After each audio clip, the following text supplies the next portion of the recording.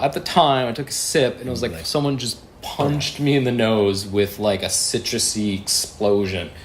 And like I remember my whole mouth just tasting like bitterness, buzzing. And just be like, "Oh, what is going on in this bottle?" And then like as you sip it, you're like, "Oh, it's so intense." And then as it continues, it becomes this like almost like addiction to the hops. Like it's just like, "Oh yes, tell me about it." More of this weird piney tongue-stabbing bitterness. Are you a brewhead? I'm a brewhead. Are you a brewhead? I'm a brewhead. Y'all are brewheads? Yeah, we brewheads. So pour a glass of craft beer, we can do this. Yeah. What's good, y'all? This is C Certified Brewhead. Welcome to episode 55 of Beer and Other Shit, the podcast. And mate, today is something we've been trying to do for probably a year, maybe a year and a half. This is Noah Forrest from Beerism.ca. And if you know anything about craft beer, you know who this man is, brother. Pleasure. Thanks for making it happen. This is it's a beautiful thing. It is. You're a busy man. You're a hard man to get hold of. You live really far. I don't have a car. It's true. It's hard for me to leave the house. But you left. I did. And here we are. So we had an opportunity to finally link up, and we're like, you know what? We're just going to grab a beer or something. You're like, yo, let's do a podcast. I'm like, hell yes. Let's do it. And you suggested something we've never done on BAOS, period, a vertical. I'm very excited about that. For those who don't know what a vertical is, do you want to tell them? Sure. So a vertical in the craft beer world, we tend to mean having several beers of different vintages compared to each other in real time. In real time. Like Silicon Valley shit. Exactly. So that's what a vertical is. So you have, right here, you have 4 different vintages of the same beer, meaning 4 different versions of the same beer brewed in different years. Okay. You can also do what they call like horizontal tastings, which is different beers with different like variants kind of thing. So, for example, if you had Milk Shark from Bellwoods, of course, like you'd have all 5 of the different fruited versions and see what they are. Okay, so that's horizontal. I never heard of that. So this beer, I have had the 2013 before. I just double check. So what is this one? So Isseki Nichō is a beer brewed by Dieu, Ciel, which, if you know who Ciel are, they have brew pub in Montreal, and then they have a brewery in Saint Jerome. This beer was brewed first, at least it was bottled first in 2012. I didn't bring it 2012 because I need to drive home, and we have 4 9.5% beers. So pretty intense already. So they brewed. Tonight is over. They brewed this beer for the first time in bottles in 2012. Then 13, 14, 15, 16. 17 hasn't come out yet. When does that come out? Every I think it's usually it usually comes out in November, but it's bottled a couple months before that. So October, So I think these ones were bottled in September, and then they're usually released in November. But it changes every year because Dieu Ciel has what they call their Momentum series, which is basically a different beer every month that they brew and release, and that's alongside their like regular lineup. Okay. So there's been 6 versions or vintages of this beer, and then they did 2 variants. Which was? And both versions were aged in Pinot Noir. Oh wow! Did you have them? I assume yes. Yes, I have them. I was gonna bring them, but I was like, this makes the most sense for the because it's like it would have been fun to do all 7. But right. we're gonna get trashed. Exactly. It's not that kind of party. So I thought I'll just do 4 because it'll give you the chance to see like the biggest contrast between the 2. And sometimes you can be surprised because you'll be like, I really like this one or that one or whatever. Right. And you start to put your finger on why you like it or why you don't. And over time you'll be like, oh, this just tastes old. So it'll be cool for you to see what a 4-year-old beer tastes like as opposed to it. It's relatively fresh. What we should probably do is crack this to get this going, and then I want to hear a lot about your history. I would love to. So do it. Tell me how this goes. So I think you want, like, when you pour them out, I would do them the same order in terms of our 4. Should we do something like this? Yeah, that makes it simpler. So I didn't have 8 of the same glass. So we got, Noah got the fancy wine glasses, I got the BAOS joints. So do we start with the lowest, say 13, 14, 15, 16? Yeah, that works. That works? I'll do it. I need this, my trusty BrewHeads bottle cap opener. You might like this. I've seen it on your one. It's legit my favorite. I know that we don't need it for this, but basically it keeps them flat. So if you're gonna so you can like use them. You know how have you seen those things where they're like a thing you hang up on the wall? It's like a map of the states, and you can be like, all right, this is from Quebec, and you pop that up so that it doesn't damage. Damage the cap. So like they're in perfect condition. It's very, very nice. So 13 here. So how much do we pour? Just like yeah, just whatever. Where we don't finish and go down the drain doesn't really matter. I don't that bothers me, that whole thing about going down the drain. No, me too. I generally don't, but sometimes for the purposes of science, it has to happen. 16, 15, 14, 13. So this is the third. This is the only one I have had. But you had it 4 years ago. 4 years ago, because we were like, I checked it, was on like 1276, I'm up to nearly 2800. So I was like, oh man, it's got some fizz on these bad boys, eh?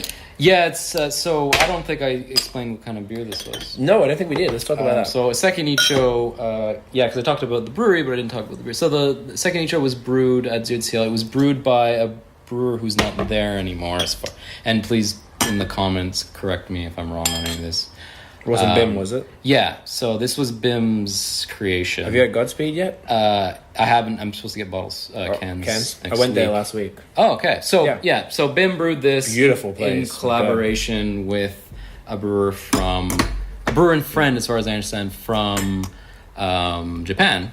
Okay. Hence the name and the artwork on it, which is really nice. Juicy always slay this stuff. I think originally what his idea was to brew an imperial stout with saison yeast to give it some extra fruity character, but I think over time they developed the recipe to have a slightly different grain bill, and I think hops that he imported from Japan. Oh yeah, Japan grow hops? I think so. That's cool. I read that at one point, but I'm guessing that has changed, and to be honest, the original batch was the 2012. I found drastically different when 2013 came, and then it's been pretty consistent since. So I remember the 2012, which we don't have, drank more like an imperial stout. It had a really full body, and then the year after that, it's like they thinned it out a little bit, and I feel like they upped the hoppiness. Okay. So it had a bit more of a drinkability and floral character. Nice. Wow. See the fizz, like it just like progressively larger. So because it's a saison and it's live in the bottle, you're gonna have good carbon, that kind of micro carbonation. I was realizing how cool this is. This is really fun. I can't believe I haven't done this before. This is so lit. Yeah, no, for sure. It's I don't know, just like having them all the same thing. Thank you. It's just really cool. Just seeing even the difference with popping them before we've even sipped them or smelt them. I'm like, yeah, you can see the difference. Smell them from here too. Oh, it's crazy. All right, so it's like essentially the same. The ingredients didn't change drastically. And I'm speculating. I just know that in my experience, the 2012 was quite different from the other vintages going forward. Right. So you can't. Have you personally done this specific for? You drank them probably before? I have a good friend who writes a blog called Multitasker. I don't know if you're familiar. MALTY? Yeah. Oh, fantastic. Exactly. All right. He's one of my closest beer friends. We've been buddies for several years. Anyway, guy I really respect. Anyway, we did a tasting of, I think, 12, 13, 14, maybe 15, and then the Pinot Noir at the time. But this was like over 2 or 3 years ago. Okay. It's not an easy vertical to get through. Like, I don't think we're gonna drink these, to be perfectly honest. Especially me, I gotta drive. But you'll see, like, at first it's an awesome experience. And it's not that it becomes less awesome, but it becomes tiring, if that makes any sense. Because it's one thing to go from like this, and then you're cracking an IPA, and then you go to like an Imperial Stout, then you drink a Pilsner or whatever. It's another thing to drink like the same beer and really analyze it. It's almost like it's draining a little bit. Yeah. I felt that very much when I go to brew pubs and I have, say, a flight. I mean, whenever I go to Dieu, Ciel, I'm kind of obsessed because they always have new stuff. So I always get the flights. And like, I'm like, oh, all right, I got 6 beers, guys, excuse me. Photo, Untapped, review, edit the photo, next. And it's just this whole like thing. All right, so like before I want to talk about your like blog and your beer stuff, but maybe we should start this. What do we do? Smell everyone, right? That's probably the first thing. Yeah, and I mean, there's no rules, right? Like you do it whatever way you want. Some people will talk about drinking the fresh one and then moving backwards. I tend to want to try the older one first. I feel like it's probably got more nuances, and when your palate's fresh, it's probably better to drink the older one.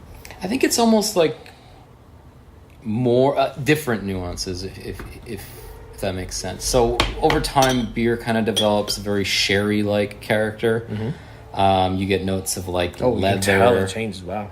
leather, and different types of like fruit come out, and then like negative things come out too, like cardboard flavors. Oh wow, so different. Dark beers can be risky because what happens is you start over time you can get this soy sauce component to it. All right. And I've had that in a bottle of Isseki before, where it gets that like soy thing. But I'm not smelling that at all in any of these. And to be honest, the 4-year-old one almost smells like a stout. Of the 3. This smells like a stout, and the new one, the 2016, smells like a straight up saison with dark malt. Like there's banana and cloves in the nose, right? And this is just. Do you want to smell this, babe? And that's just like legitimate. If you put this in my face, I'd be like, "That's a stout." There's no way that's a saison. That's crazy. So that's 16 and 16, 15, 14, 13. Yeah, exactly. The fresh one this is very stouty. I find the fresh one has the least complex nose. Of course, it's kind of it's got some nice like dustiness from the yeast, but it's not dusty. It's not as fruity as this one. This one's really, and that's the thing, because they like kind of especially when you do like a vertical across like 10 years or whatever. Not that I've done many of them, but I've done a couple. You kind of like, you see the beer sweet spot, and that's basically what happens. It's like you get to the fresh ones, you're like, whoa.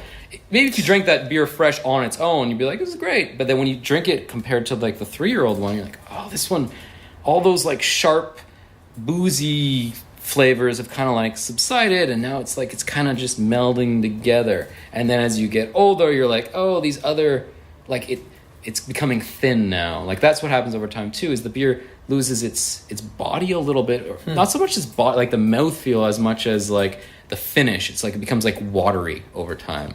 Okay. So that's why if you drink a beer and like off the bat it's super thin, you're like, maybe this won't do well with 5+ years on it.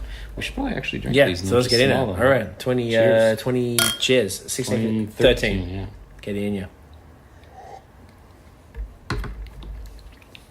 That's a stout. That's a stout. I think that's drinking really nice right now, because you're still getting the kind of chocolate. Like the hops have kind of faded off a lot, but there's still there a little bit of fruitiness, and you get that kind of sherry thing. Yeah, I can totally get that. It's like a tang, like a like grapey, wine, port. tanniny tang port. That's a good one. But it's not too much, because what ends up happening, if you give this another probably 3 years, it's going to be so much of that and then so little of all the other things. So it's like finding that kind of age balance a little bit. And is that mostly a personal taste thing, where you like it, right? It's not like there's no right answer to that. Yeah, and I mean, like, but as I was talking about my friend Derek, we communicate on these things all the time. Like, oh, I just cracked a 13. I'm not digging it. And then he goes and drinks one of his cellar. He's like, what are you talking about? This is amazing. Now, it could be like bottle variation. It could be condition. It could be so many things. But even if you do it in person, obviously, then you know you're drinking the same stuff. Like we're sharing these ones, yeah. Yeah, exactly. I quite like that. All right, so this is the 14. It's a little brighter in the nose than the 13. Very similar. I think it's a little bit sharper. Definitely you sharper. Get the booze a little bit more. Definitely. Bright is the only word I can think of. Like, I just feel like there's more coming out of it. God, you can taste the booze on these things. I can see why you're saying you're not going to get through. You're fucked up tonight. Yeah, okay. It's just like this one is the 13 is like straight up stout territory. This hasn't gone there yet. It's like still fruity enough that it's a saison, and there's something about it's like lighter body or something, whereas it seems to maybe potentially slightly thickened a bit or something. And it's possible, like as I said, I thought they were changing the recipe from the 12 to the 13, and maybe they didn't change it at all. It could all be in my head. I don't know. But it's possible that they kept tweaking it, and then they finally hit like a stride. Let us know, JF. Let us know, bro. 15.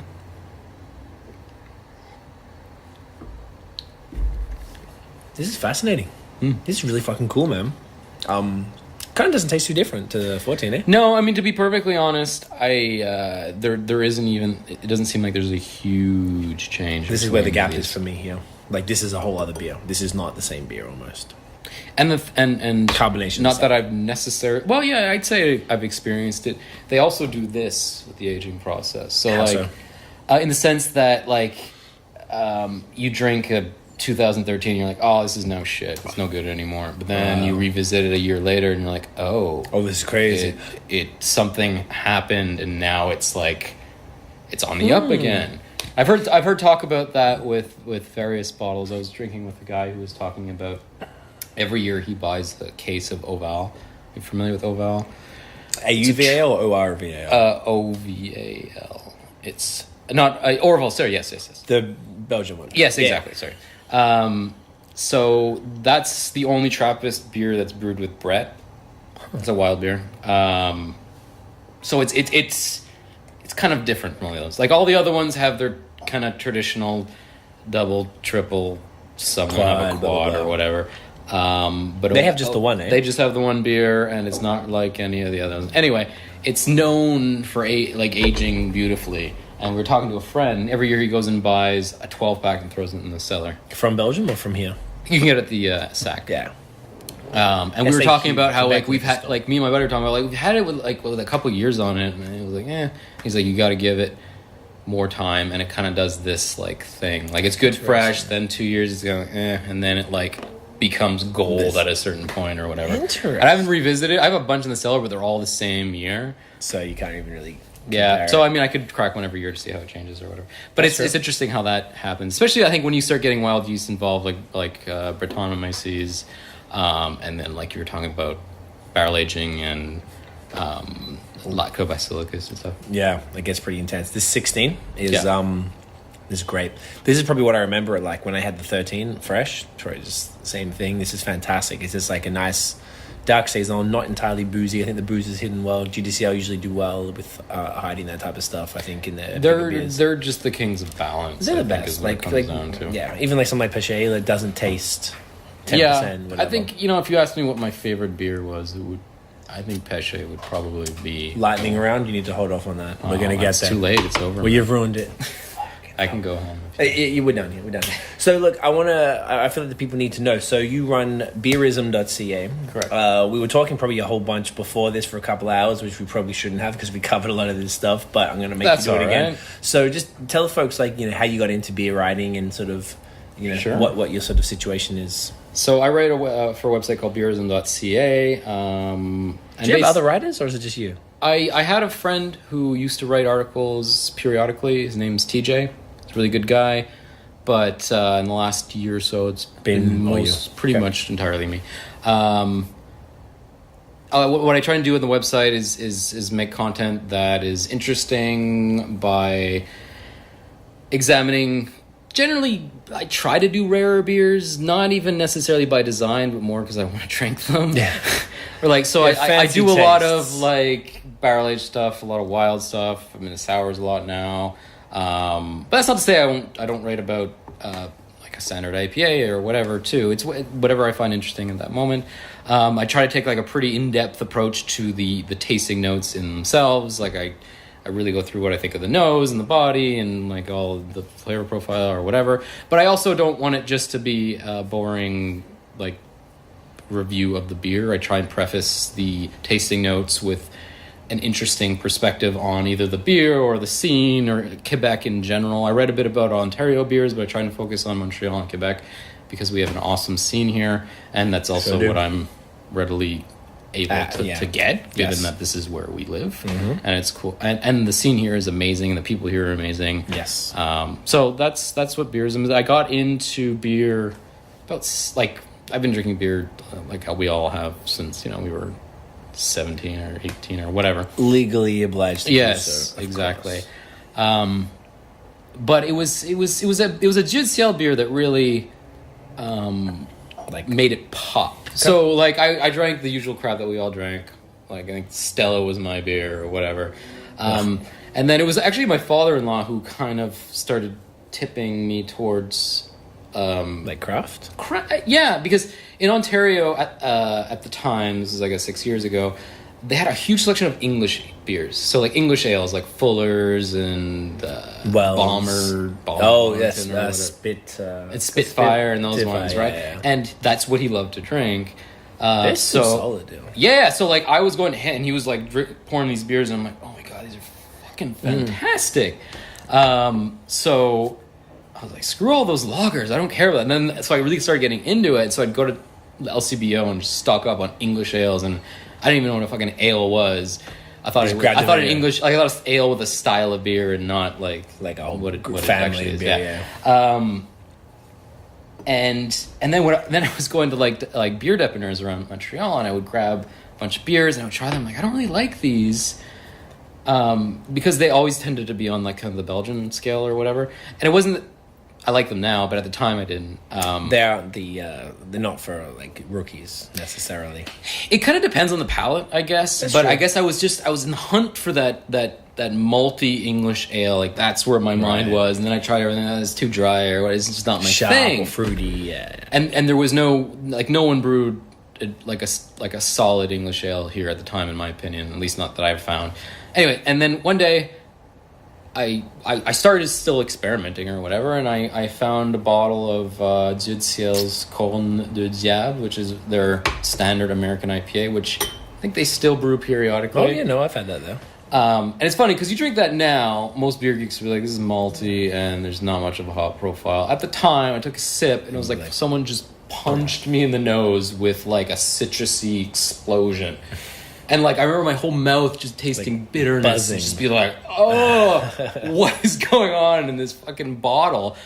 And then, like, as you sip it, you're like, oh, it's so intense. And then as it continues, it becomes this, like, almost like addiction to the hops. Like, it's just like, oh, yes. Tell me about it. More of this weird, piney, tongue-stabbing bitterness.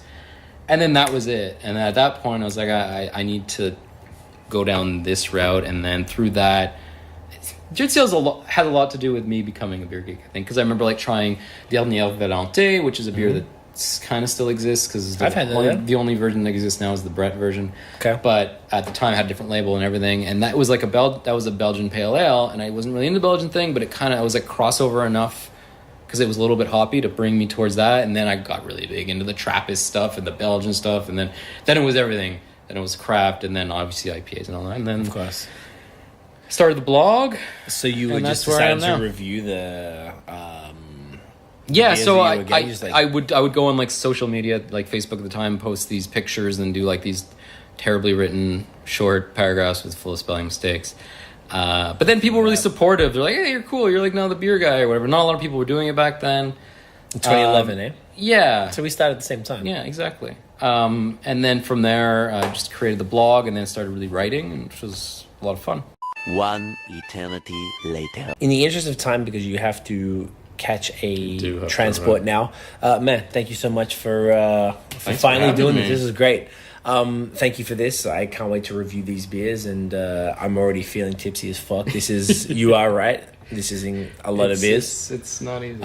Really quickly, I am enjoying the 2015 more and more. I feel like this has got like a smoky... As they open and you start going at it, you start changing your first position. This is going to be a bit of time to figure this one out. But where can people find you online? Beerism.ca. Yep. And social? On Facebook on Beerism, and Instagram Beerism.ca as well. On actually including the dot. Yes. Exactly. So I always thought it was very interesting. See? Pay attention, bro. Yeah. So follow Noah, say g'day, tell him we sent you. Seriously, like the best beer writer I know. I really respect you and what you do, man. Like I think it's really cool, and I think you're really pushing beer forward in this province, particularly in this Anglophone world, and keep doing what you're doing. I think it's fantastic. I appreciate it. If you enjoyed the podcast, shoot us a thumbs up on YouTube, subscribe, hit that little notification bell. Follow us on social media at BAOS Podcast, and check us out for the long form podcast, which of course you're listening to, but if you're watching this as well and you haven't subscribed yet, hit up Apple Podcast and click subscribe. That's all I'm saying. That's it, mate. Cheers. Get in here. Take care.